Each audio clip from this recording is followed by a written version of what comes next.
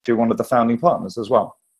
And he will be talking in detail in a little bit about some of the things we need to consider during breaking news situations for misinformation. Before that, let's have a little recap of the things that we've talked about already. I'll just share my screen. Okay. So, session 6. So far, in the 5 sessions we've had already, we've looked at the different types and the sources of misinformation and how we can go from things which like satire or rumors in breaking news and just mistakes that people make, all the way up to things like completely fabricated stories and manipulated images.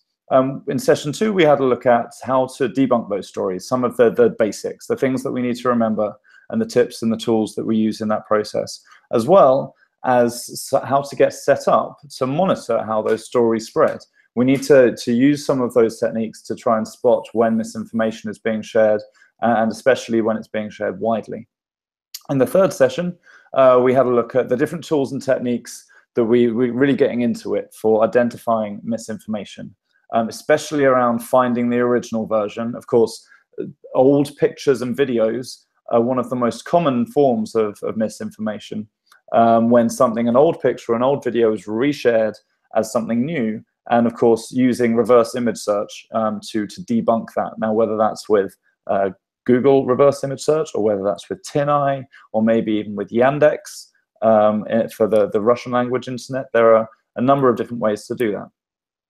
We also looked at geolocation, looking at the visual clues in a picture or a video that can help us to understand where it might have come from, where it might have been filmed, which might be different to what the person is claiming, but also the time and the dates and how we understand that, whether that's the weather, looking at the shadows, or whether that's looking at the timestamp on the different social networks and how it can be different for different social networks. Remember, for Twitter, the timestamp is for how it is in your settings, the time zone you have selected in your Twitter settings.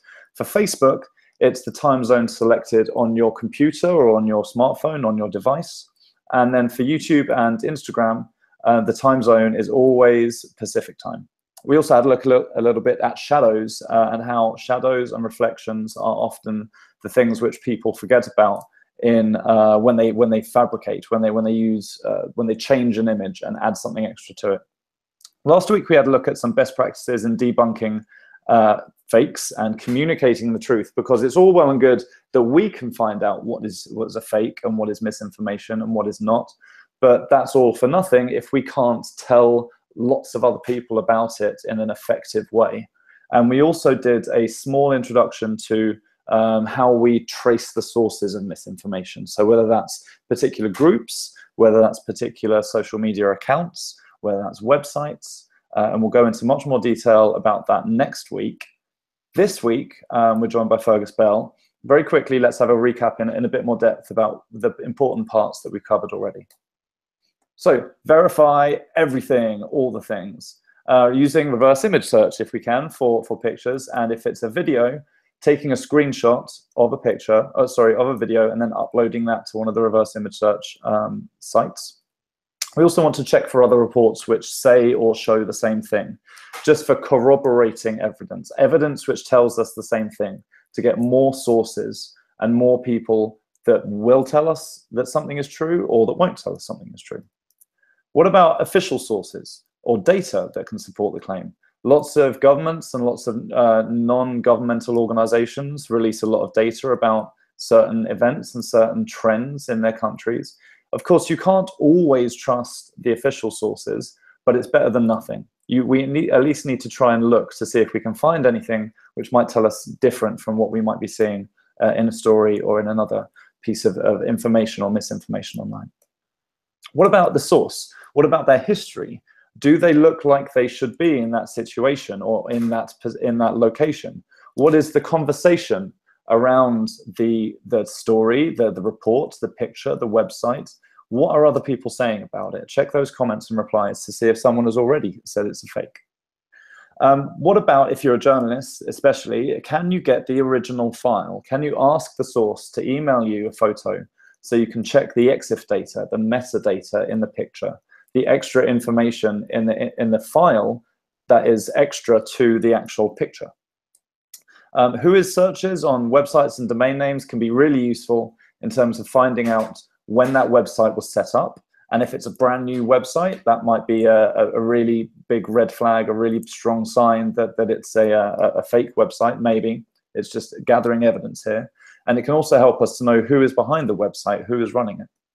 And finally, as we covered last week, those visual clues in pictures or videos, things like roads or buildings or landmarks, the landscape, signs and shadows, all these kind of things, which we might be able to find evidence of on publicly available maps to help us understand the location a bit better. Last week, we looked at some best practice in debunking it, in how we communicate what we find out to a wider audience. And of course, the first thing it's really important to do is to recognize your whoa response. You know, if something gives you a strong emotional reaction, whether that is anger or fear or laughter, that might be a sign that it's not true, because misinformation is designed to trigger a strong emotional response so that people read it, so that people share it, and so it gets read more widely. But that is a sign that we might want to look a little bit deeper and see if it's true. Also, you want to recognize your biases, recognize where maybe your political leanings are, and to not let that affect how we do our fact checking. We can't let our political views or our social views affect how we fact check things. We always have to be skeptical, and we always have to think, if something gives us that strong emotional response, do we need to look at it in more detail? Of course, don't give unpopular fakes more exposure, just go for the big ones, and make the truth as shareable as the lie. You know, we're kind of in an arms race on social media here with misinformation, and we need to try to make the truth as clickable, as shareable, and give that strong emotional reaction so that people will read it, so that people will share it, and the truth goes out as far as the lie. And also, not resharing the fake or the false image without changing it first. You might remember I gave this example where somebody shared a fact-checking organization debunked a picture saying British refugees welcome after the Brexit vote, but they shared the original picture, which other people can then take away and reshare again. On the right, we've got what we did at First Draft, which is to put a big red fake sticker over the fake one and a big green real sticker over the real one, so it's very clear what is true and what is not, and that the truth, the message, travels with the picture. And there was a really great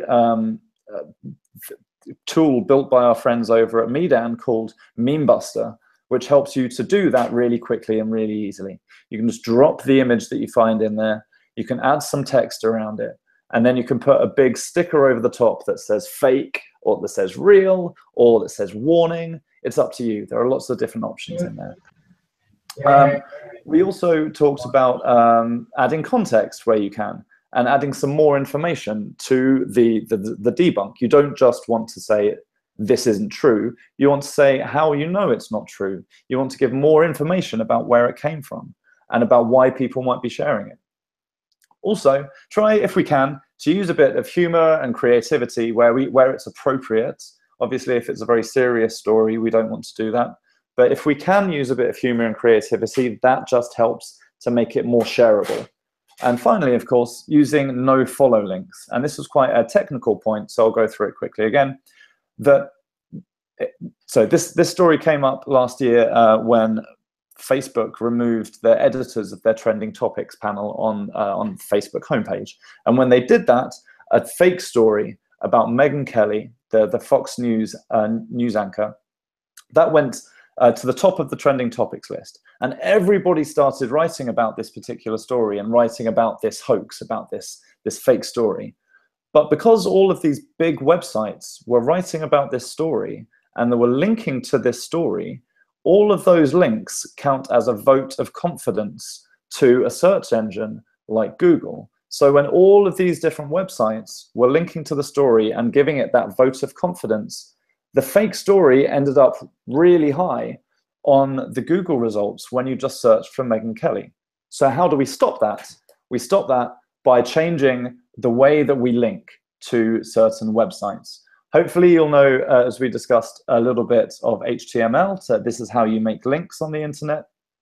So if you do the normal one, it's ahref equals New York Times, and it looks just like New York Times. But if it's a bad link, or it's a link that you don't want to give a vote of confidence to, you add rel equals nofollow in the HTML tag for the link. And it's as simple as that. It doesn't change how the link looks on the web page. It doesn't change what happens when you click through to it. But what it does change is that it does not give a vote of confidence to how search engines understand different links, and it makes sure it won't appear high up on the Google results. So we also briefly looked at the tracing the sources of misinformation as well, which we'll go into much more detail on next week, around finding the communities where information is shared, misinformation is shared, about collecting the sources and monitoring sources of misinformation, archiving everything, keeping a record of everything so that we don't lose it, and to check website data. And we'll go into much more detail about that next week. But of course, this week, session 6, we are talking about misinformation and breaking news situations with Fergus Bell, who is, oh, I will take that away, excuse me. There we go. So I'll hand over to Fergus now, who I'm sure can introduce a little bit about himself before he talks about misinformation and breaking news. Fergus, over to you. Hi, everyone. I'm going to just try and share my screen.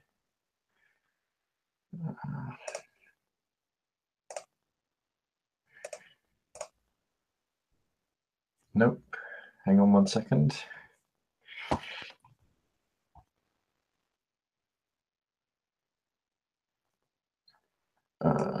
Alistair, can you see my keynote screen?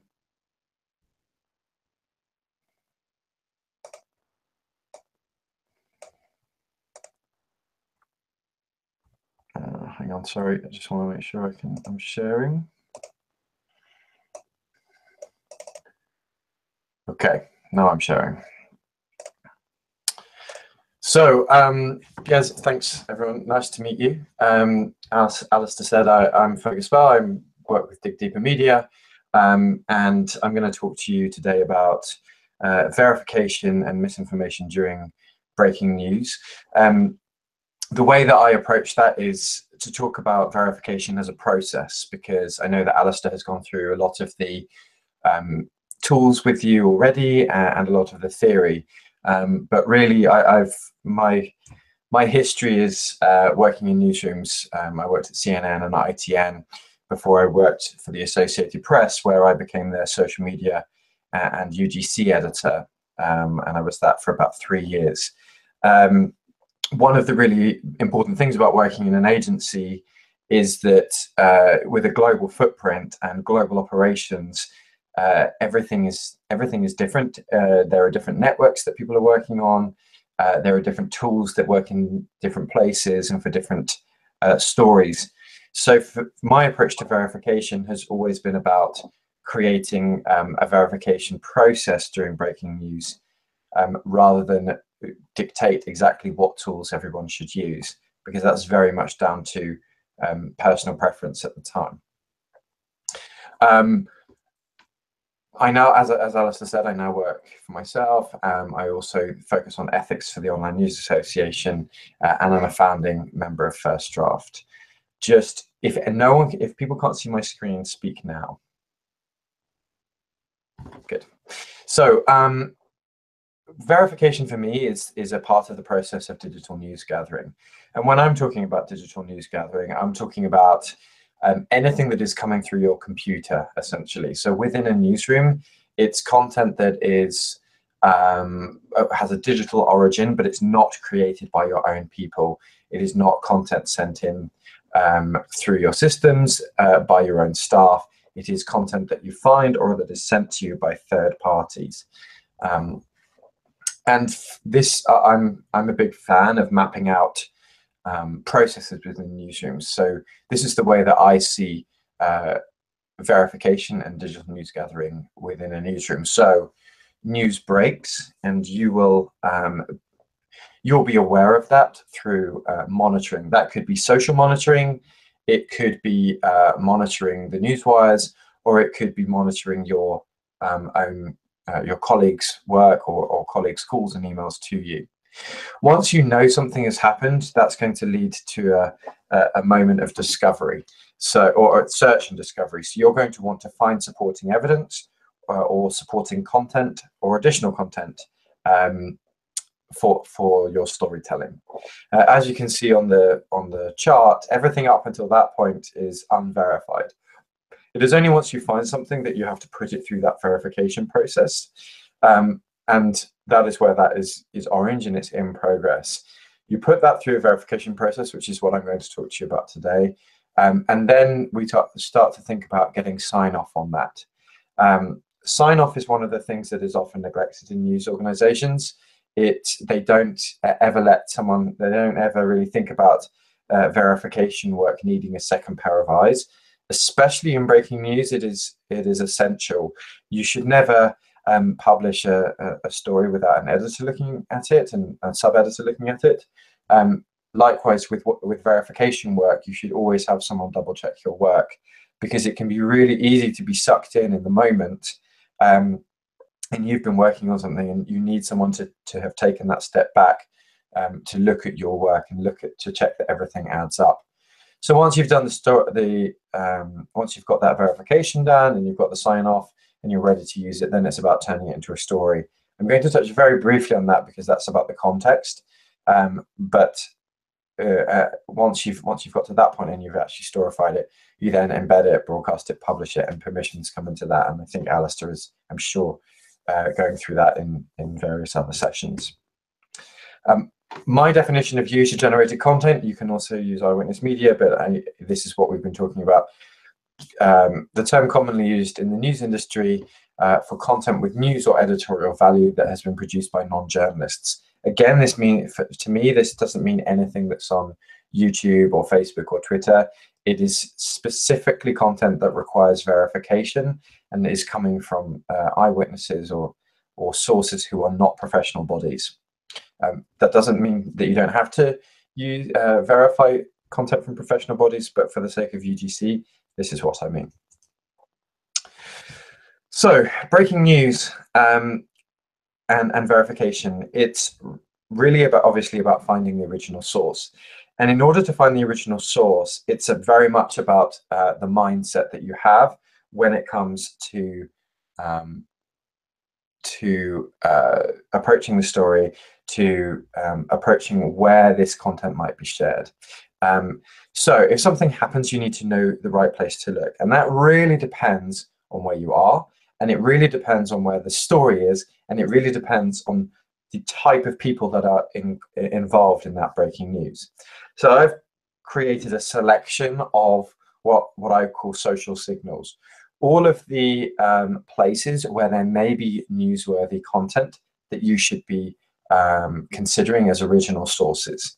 All of these places can be the original source of a piece of newsworthy content or information. So by that, I mean, it could be a Facebook photo or the caption or the comment underneath a Facebook photo. Instagram doesn't just have photos, it also has videos, it has stories, it has comments. These are all things that will indicate that something is happening, and they are all possible places where the first piece of information or content for a story could happen. A lot of people ask me about Facebook likes. I don't think Facebook like is a social signal in other aspects of storytelling, but as a source of content or information, it's not necessarily relevant for breaking news. So again, in terms of getting into the mindset of individuals during a breaking news situation, you need to imagine what that person is going through as they are there, and what they can see with their own eyes, hear with their own ears, and also what information they don't have. It is a really natural instinct when we're searching to be searching online, to search in keywords and to search for headlines, especially if you are working in journalism. With breaking news, this is before the story has ever been reported, and so there are no headlines, there are no keywords that are common to that story yet. There are no hashtags. at the point that you're going to be finding this content. So in order to find the right content, we need to place ourselves in the minds of the people that are there. And they can really only see things and hear things and describe what they are seeing and hearing. They have no additional context. So the words that we are looking for when we are trying to identify an original source for verification processes are things like wow, or big bang, or I just saw, I can see smoke, or I just saw a flash of light, or I just heard. All of these are good indications that this person is a first-hand witness to the event, and they are not picking up their information from other sources, or they're not seeing it on Twitter and resharing. This is essential because it gets you to that person very quickly and speeds up that verification process that we have to do later, because the most important thing about verifying and breaking news is not wasting any time, and only pursuing things that are worth doing. So specifically talking about verification, and I'm just going to show you an eagle picking up a baby. This is a viral video. It's something that kind of appeared one day. It is manipulated, it is fake, but it's not necessarily, Alistair was talking about that whoa moment. How does it make you feel? Yes, this does give you that whoa moment, but it's not necessarily a reason to discount it. This was fake. The only way that people could tell was with the shadow analysis before the individuals came out and spoke about it. But only a few months ago in Australia at a bird show, an eagle did try and pick up and carry away a baby, for real. So just because things look unbelievable doesn't mean that they haven't happened. But equally, you should trust that instinct. Does it seem plausible? When we're talking about verification and breaking news, again, the most important thing is being efficient and knowing what to chase and what routes to go down. So my most important rule is, if you establish that you are not chasing the right source, or that the content is fake or not from the event that you are chasing, then stop your work and find something that is reportable, that is verifiable. Unless you have your own output for fake news, but then you don't need to investigate it any further. Primarily because if something is fake, it is fake. It can't be a little bit fake. It's either real or it's fake. So stop and continue looking for something that is genuine. This is my verification process. Everyone who works in this space has their own verification process. I've not seen anyone's vary differently, but the steps that we go through in the order might be a little bit different. This is a very general verification process for breaking news, and it's designed to be general because it's designed to be taken by anyone who needs it, and adapt it using the specific tools and the specific stories that you're working on. So my verification process is a two-track process. You verify the source and you verify the content. This means that you can be speaking to someone who has mobile phone footage of a plume of smoke. Yes, they were there. Yes, they were near the event. Yes, they have got video of the plume of smoke. Yes, you have permission to use it, and they are the original source. But what you're not doing is taking their word for it on all of the details of that event. They don't know it was a plane that crashed. They only saw a plume of smoke, and that's what they captured. So we have to confirm the other parts separately, and that's where we're verifying the content itself, and we're seeking additional sources in order to confirm those events. That way we have almost a two-source verification process within the same process. So I'm going to talk you through this individually. If you are asking questions, I'll get to them afterwards. So on the left-hand side, verifying the source. The very first thing we need to know is, could they have been in that place at that time. And actually, sorry, I missed a slide. This is something that I know that you've gone through. This is about finding the original source. So you've done your search, you've looked for the keywords, and you've identified a piece of content that you believe to be original based on how it it's the earliest example. You know it's the earliest example because you've checked your settings and you know that Twitter displays the time in your settings, Facebook is your computer or device, that YouTube is specific time, as is Instagram. So you know that this is, you haven't found an earlier example of this based on your searches, and now you're ready to verify. So the first question you ask of the source is, could they have been in that place at that time? Review their social history. Every single person has a social history, and you are able to map out someone's movements in some respect, even if it's just an interest in a certain event. For example, if there's been a tornado and you have found a piece of content from that tornado, has that person posted 20 tornado videos before? If they have, they're very unlikely to be the original source, because if they're a storm chaser, then they will make it very clear, and they will probably be selling that content aggressively. If they have just got 20 videos of tornadoes, they're probably just trying to get the clicks. It's much more likely if you find one person who's just uploaded one video of a tornado, that's more genuine, because how often do people see tornadoes? And if you see something that's crazy, you would want to upload it. So you've really got to think about that person and who they are, and how you could come across this footage. Have they shared on other social networks where they may be their actions? So they may have posted a photo to Instagram, but can you see on anything on Twitter about their whereabouts or about their journey to that point? I've been in situations where I've seen people who have tweeted, oh, I'm just going for a walk around the city, oh, I'm taking tourist photos, and then the next thing they post is from this major news event that happened to happen near them. That's a very easy way to track the progress of someone and give an indication that they are the original source. So apologies, I've gone I'm going over things that Alistair has gone over already, but if you're finding that original source, you think that you have got this earliest instance, you've seen their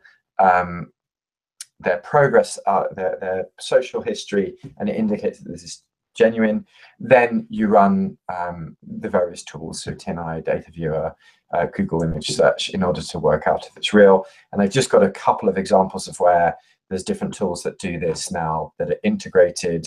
Samdesk and TweetDeck now has its own integration for Google Image Search. Also, as I'm sure you've been through already, there are ways to check photos. This is a way of looking at the EXIF data on a photo. Social networks strip this out, so this is useful if you're able to persuade someone to send you an original photo. You can put it into this tool, and it will tell you when and where it was filmed, or when and where it was shot, and some geographical information if that was captured. So that relies on you to make contact, and the platform that you find someone on is not the only place that you can contact them on. And this is really important during breaking news, because what you are trying to do is get in touch with that person while their device is still in their hand. If someone posts something to social media, it's human nature to want to see the reaction that it's getting. You need to contact them during that time where they are checking for reaction. So most people have some common thread with their usernames on different platforms, and it's a good way to quickly identify the other platforms that are relevant to that person. There are, of course, other tools that you can go through, but my go-to thing is I just put that username into Google and come up with other accounts quickly. I know there are more advanced tools as well. Are they easy to get hold of? If someone is not easy to get hold of during breaking news, moments after they've posted something, that to me is suspicious. They could be in danger, which is possible, but an equally, if not more likely, example, if they really can't get hold of, is that they don't want to talk to you, and that might indicate that there is a problem with the originality of their content. Verify the source, so by asking them questions. Does their account match the content that they are sharing with you? Are there any holes in their story? And Alistair used the wording to describe how you should use your instincts. Like, does this strike you as too good to be true, or does this give you a feeling? With verifying during breaking news, it's very important to follow your feelings. Does their story feel right? Does what they're telling you match up? If you were speaking to them in person, would they be shifting their eyes around? Would they be evading your questions? When you're communicating with someone digitally, it's very hard to pick up on those human things that indicate that someone's not telling the truth. So you have to really scrutinize the way that they're talking to you and ask lots of questions. Verification is a lot more about the ethics of it, but it is a good way of verifying the original source, because someone will not give you... Hello? Yep. Someone will not give you permission if they don't have it, or they will be evasive about it. You need to be transparent about how it's going to be used, and you need to inform them what consent will mean. So once you've done all of those things, then I would consider the source as verified. Next, we're going to move over to that other side of the screen, the verification of the content. So translate any text and audio. And if you don't understand it, you have to translate it. This is where we start to build processes into our operations. So you can use something like Google Translate if you don't understand it, but a much better thing for building a verification process for breaking news would be to identify people who speak different languages within your organization. If the person at the front desk speaks a language, another language that is useful for verification work, you should know that ahead of time, and they should be top of the list for the people that you go to if you have something that you need translating. They won't mind helping you with that for a very big breaking story, and it's much, much better than using Google Translate. You should also make sure that the captions match the audio. So if you've got a video and something's being described in the video, which people quite often do these days, you need to make sure that any captions underneath match with the descriptions that are being made in the audio, and across other social networks as well. You can also look for signage and clues that need to be translated, and there are some clear hoaxes and misinformation. People being fooled could have been easily caught by just simple signs in the background that give the location away. Consult independent experts. So by independent experts, I mean find quickly people who are unconnected with the source that you're working with, in order to